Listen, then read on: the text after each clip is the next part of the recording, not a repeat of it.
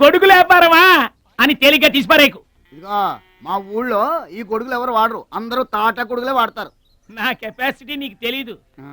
ఊటీలో విసనకర్రలు అమ్మాను, ఆహా. హిమాలయాల్లో ఐస్ క్రీములు కప్పులు కప్పులు అమ్మాను. అబ్బా, టాటా లేడు టాటా, ఆయనకి నేను ఇనుము అమ్మాను. అంతెందుకు అడవిలో ఆకులు కూడా అమ్మగలను. అది మన కెపాసిటీ.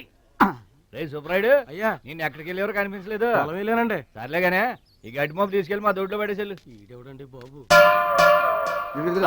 అటు చూడబోయా. ఏంటి? ఆ మిసలైన వస్తున్నాడా? వస్తున్నాడు. ఆయనకు ఒక్క గొడుగు అమ్మి నీ కెపాసిటీ చూపించబోయా. ఒక్కటేంటి, నా దగ్గర ఉన్న 16 గొడుగులు అమ్మేస్తా. అక్కర్లేదు, ఒక్కటి అమ్మి చూపించు. ఏట్రా కనిపించడేటి? సందులో ఎదుగుతాం పదా. చాలా బాగున్నాయా? చాలా బాగుంటుందండి. ఎంత కమ్ముతున్నావు ఏంటి? ఎంతండి? 100. 100 అంతేనండి. చాలా చీప్. చెకింగ్ చేసుకోవచ్చా? బాగా చెకింగ్ చేసుకోండి. ఎందుకైనా ఎలాగైనా ఎప్పుడైనా చెకింగ్ చేసుకోండి. 5 years గ్యారంటీ. ఏంటి ఎలాగైనా చెకింగ్ చేసుకోవచ్చు? అలాగే చేసుకోండి. చాలా మంచుడు నువ్వు. అయ్యో అయ్యో, అరుస్తావేంటయ్యా? చెకింగ్ చేస్తున్నాను. ఇదేం చెకింగ్ అండి? అయ్యో అయ్యో అయ్యో అయ్యో, నా కొడుకు కొడుకు కొడుకు నా కొడుకు నా కొడుకు. జాగ్రత్తవేంటి? చెకింగ్ చేసుకోమని నువ్వే కదా చెప్పావు. చెకింగ్ ఇలా కూడా ఉంటుందా అండి? ఇది ఎంత? 1 మీటర్ ఉంటుందండి. మీటర్ సరే, రేట్ ఎంత? 15 రూపీస్. అయ్యో, ఈ పీడి ఎంత? ఎరా పింక్ మార్కు, మొత్తానికి మాటే పడిపోయింది ఏంటి నీకు?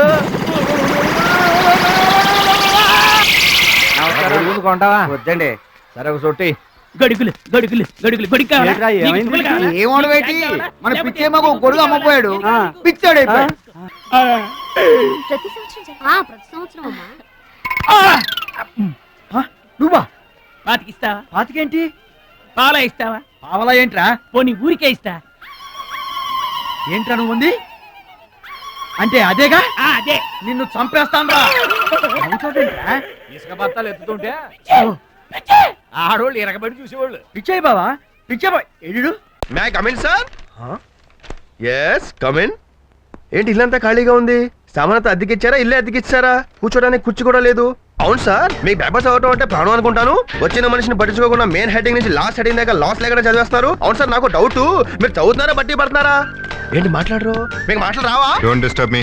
అమ్మా మాటలొచ్చు సార్. మీరు మొత్తం చదివేదాకా డిస్టర్బ్ చేయను. కొంచెం టీవీ ఉంటే పెడతారా?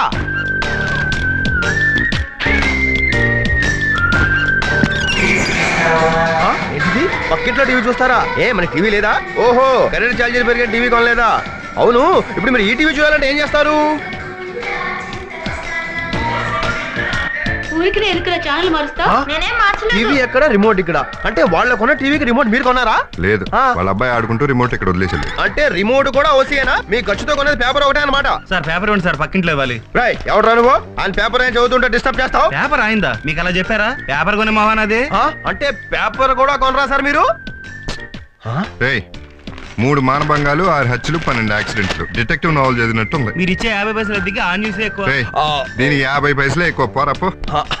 ₹2.80 పేపర్ ని ₹10 అద్దెచ్చి చదివారే. ఆహా, ఇంత పొదుపు చేస్తున్నా మన దేశం ఎందుకు సార్ వెనకబడిపోయి ఉంది? ఆ తర్వాత చెప్తా గానీ ముందు నువ్వెవరో చెప్పు. నేనా? తాజ్ టీవీలో యాడ్ సీరియల్స్ తీస్తుంటాను. యాడ్ సీరియల్సా? అవును సార్, ఒకప్పుడు సీరియల్స్ మధ్యలో యాడ్స్ వచ్చేవి. ఇప్పుడు యాడ్స్ మధ్యలో సీరియల్స్ వస్తున్నాయి. అందుకే యాడ్స్ ని సీరియల్స్ గా తీస్తున్నాను. అయితే ఎక్కడికి ఎందుకు వచ్చావు? అది నవ్వు యవ్వన్ అనే ఆయుర్వేదిక్ సెక్స్ మాత్రం అడ్వర్టైజ్మెంట్ కి మిడిల్ క్లాస్ పర్సన్ ఇంటర్వ్యూ చేస్తూ తిరుగుతున్నాను. మిమ్మల్ని చూస్తుంటే మిడిల్ క్లాస్ లో మరీ మిడిల్ క్లాస్ లా కనిపిస్తున్నారే. మీరు ఇంటర్వ్యూ ఇస్తే మీరు రుణం తెచ్చుకోలేను. తీర్చుకోలేనప్పుడు ఇంటర్వ్యూ ఎందుకు? నాకు వేస్ట్ కదా, వేరే వాళ్ళని చూసుకో. ప్లీజ్ సార్, ఊరికి ఇవ్వద్దు. మీరు ఇంటర్వ్యూ ఇస్తే మీకు షేవింగ్ సెట్ ఫ్రీగా ఇస్తాను. నువ్వు సెట్ ఇస్తే నేను సోప్ కొనుక్కోవాలా? అదేం కుదరదు. రెండిటికి కలిపి ₹200 క్యాష్ ఇచ్చేయి. ఆహా, ఏమి ఎకానమీ సార్. పాకెట్ లో క్యాష్ ఉంది, తీసుకోండి. Very good. ప్రశ్నలు మీరు అడుగుతారు, నేను అడగాల? నాకు అడగటం అలవాటు. నాకు చెప్పడం అలవాటు. అడగండి.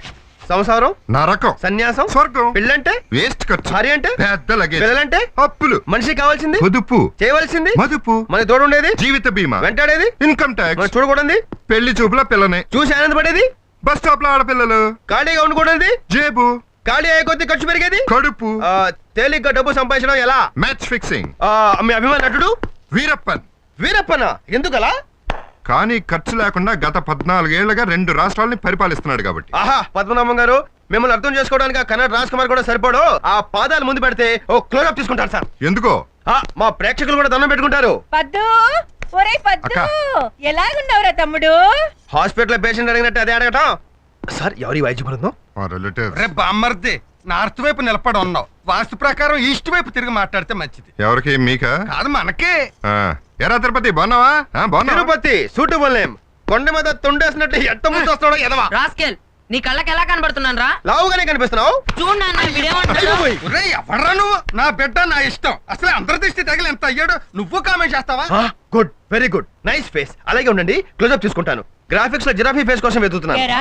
Correct matching. నా మొగుడిని పట్టుకొని జురాసిక్ పార్క్ లో జిరాఫీ ఫేస్ చేస్తున్నాడంటావా? ఆగు.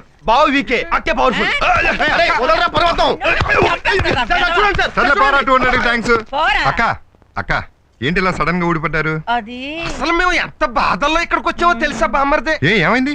అదేంటి బామ్మర్ది, మా హౌస్ ఓనర్ రోజు రోజుకి అంత దుర్మార్గుడు ఏం అయిపోతున్నాడు. చేశాడు వాడు? చేయడం ఏంటి? 1వ తారీఖు వచ్చేస్తా అద్దెడిగేస్తున్నాడు. మేము లేకపోతే ఎవరిని అడుగుతాడో చూద్దామని ఇక్కడికి వచ్చాం తమ్ముడు. సరే నేను ఆఫీస్కి వెళ్ళాలి. ఎలాగో వచ్చారు కదా, ఒక 5 నిమిషాలు ఉండి వెళ్ళిపోండి. 5 నిమిషాలు ఉండి వెళ్ళిపోవడమా? సరే చేసేది ఉంది, వందిట్టు కొట్టు. ఎందుకు? మరి తిరిగి అక్కడికి వెళ్ళాలంటే రెంట్లో అడ్వాన్స్ అన్నా కొట్టాలి కదా. బామ్మర్ది, ఒక 100 ఈస్ట్ లోను, ఒక 100 వెస్ట్ లోను ఉంటే వాస్తు ఒప్పుకోదు. రెండింటిని కలిపేసి ఈ సైన్యంలోకి నెట్టేద్దాం. జన్మ జన్మల రుణం. పదరా. నాన్న నన్ను ఎత్తుకో. అమ్మో నిన్న దెబ్బకి నడువు ఇరిగి చేస్తాను. పదరా బాబు. ఏమిటిది ఢమాల్ ఢమాల్ పడిపోతున్నారు? ఇవాళకి ఇది 3వసారి. ఎందుకని? నీకు 3 ముళ్ళు వేసిన కర్మానికి ఇక లాభం లేదు. ఇలా పిచ్చి ముళ్ళు వేసుకుని నీతో పాటు నడిస్తే అర్థభంగం చేస్తే నా మీద ఒట్టే. అదేమిటి రాధాస్వామి గారు, అమ్మగారు మిమ్మల్ని ఏకంగా కొంగుకు ముడేసి జాగ్రత్త పడుతున్నారు. సెకండ్ సెటప్ మీద గాలి మనకుండానా?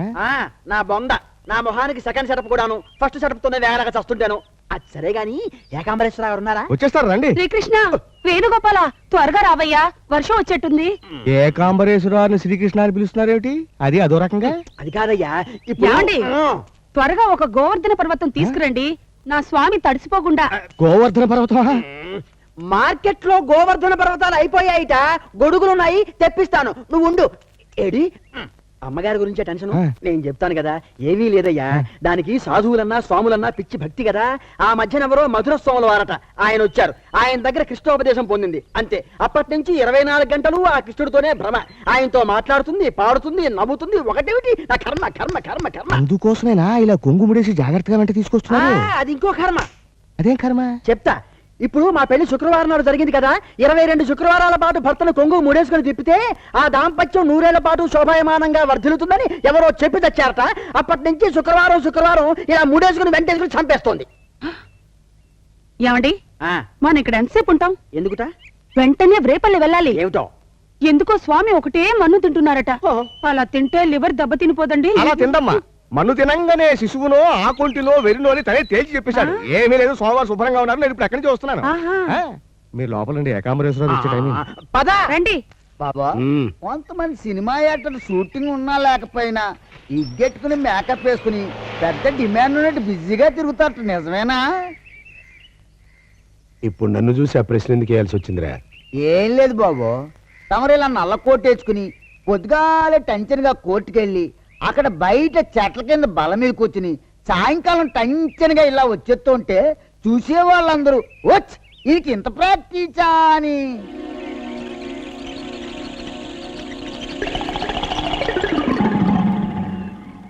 ఏమన్నా అన్నారా? అనలేదు, ఇప్పుడు అంటున్నా. అయ్యగారు వచ్చేస్తున్నారు. 70 ఏళ్ళు. నమస్కారం ఏకాంబరేశ్వర గారు. ఏంటి రాధాస్వామి గారు ఇలా సతీ సమేతంగా ఏమిటి వచ్చేసారు? వేణుగోపాల, అలా నల్లగా బొగ్గులాగా అయిపోయావు? ఆ కళ్ళేమిటి ఎర్రగా రాక్షసుడు కళ్ళులాగా ఉన్నాయి? చూసారా, పూతన పాలు పట్టడంతో ఎలాంటి మార్పు వచ్చేసిందో నా స్వామికి. నీ బొంద, ఈయన శ్రీకృష్ణుడు కాదు. ఆయన గారు రథం వేసుకుని రుక్మిణి కళ్యాణానికి వెళ్ళిపోయాడు. ఈయన గారు ఏకాంబరేశ్వరరావు గారు, మన లాయరు. ఎందుకట్లా అరిచేస్తావు? మిషన్ పెట్టుకున్నా కదా. ఎంజాయ్ చేశా. దీని సంగతి తర్వాత చెప్తానండి. ఇంతకీ నేను ఎందుకు వచ్చానంటే, మా నాన్నగారు కీర్తిశేషుడు రంగస్వామి గారి పేరుతో ఒక కాలేజీ పెట్టాను కదా. విన్నానయ్యా, హైగ్రీవరాజ్ చేతిలోనే కదా పెట్టావు. మనకు 2 కళ్ళు ఉంటేనే అన్ని సరిగ్గా చూసుకోలేకపోతున్నావు. ఒంటిగన్నోడు ఏం చూసుకుంటాడని ఆడి చేతిలో పెట్టావు. అందుక మా కాలేజీ రిజల్ట్స్ అంతంత మాత్రంగానే ఉంటున్నాయి. ఇప్పుడు వాడిని వదిలించుకోవడం ఎలా? చాలా కష్టం. నీకు ఎంత కావాలంటే అంత తీసుకో. కానీ ఆ కాలేజీ మొత్తం తన సొంతం అయ్యేట్టుగా చూడమని కాళ్ళు ఏళ్ళు పట్టుకుని బతిమాలుతున్నాడు.